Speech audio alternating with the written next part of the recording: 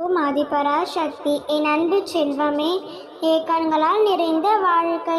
உன் கண் முன்னே சிலருக்கு சில விஷயங்கள் நடக்கின்றது, சில நிகழ்வுகள் நடந்தேறுகிறது. அவற்றையெல்லாம் பார்க்கும் பொழுது நாமும் இப்படித்தானே காத்து கொண்டிருக்கின்றோம். நமக்கும் இதே போல விஷயங்கள் நடக்குமோ நடக்காதோ என ஏங்கி தவித்து கொண்டிருக்கின்றாய். இதே போன்ற ஒரு மகிழ்ச்சியான சம்பவம் நம் வாழ்விலும் நடந்துவிடாதா?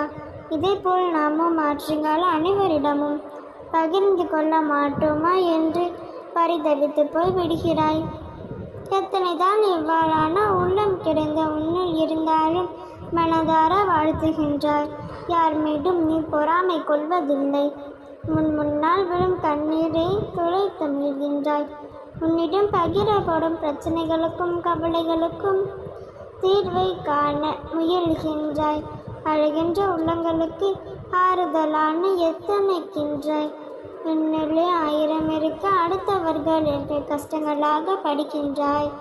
நிறைவேறாத வேண்டுதல்கள் என்று ஒரு நீண்ட பட்டியலை உன் கையில் வைத்து கொண்டு அடுத்தவரின் வேண்டுதலை நிறைவேறுவதற்கு பிரார்த்தனை செய்கின்றாய். வேண்டுதலும் காத்திருப்புகளும் நியாயமான ஒன்றிற்காகவே.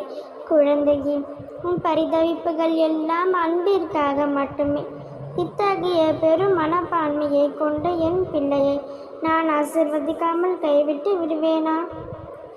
அடுத்தவர்கள் கண்ணீரை துடைக்க முற்படும் என்கிறார்களே, நான் விட்டு விடுவேனா? அனைவருக்கும் நல்லது நினைக்கும் உன் மனம், அதை காணும் பொழுது என் பிள்ளையான உன்னை கண்டு என் மனம் சந்தோஷமடைகிறது. நீ என்றும் நன்றாக இருப்பாய் என்று மனதார மற்றவர்களை வாழ்த்தும் நீ இன்றும் என்றென்றும் நன்றாகவே இருப்பாய். உன் மனம் இனிமேல் கலங்காது மகளே. உனக்கான வெற்றியும் சந்தோஷமும் நிம்மதியும் நிச்சயம் நிறைவேறும். அடுத்தவர்களை பார்த்து நீ ஏங்கிய நல் விஷயங்கள் எல்லாம் உனக்கும் நடக்கும். நீ பரிதவித்து காத்திருந்தவையெல்லாம் நல்வழியில் வந்து சேரும். ஆனால் ஒன்றை மட்டும் புரிந்து கொள், அடுத்தவர் வாழ்க்கை வேறு, உன் வாழ்க்கை வேறு. அவர்களின் பாதை வேறு, உன் பாதை வேறு. நல்லவை எல்லாம் நடக்கும் என்றும் நல்லவை மட்டும்தான் நடக்கும், நடத்தி தருவேன் என்றும் உனக்கு நான் வாக்களித்திருக்கின்றேன். ஆனால் அந்த நல்லவை நடப்பதற்காக நீ உச்சி காலம் காத்திருக்கத்தான் வேண்டும்.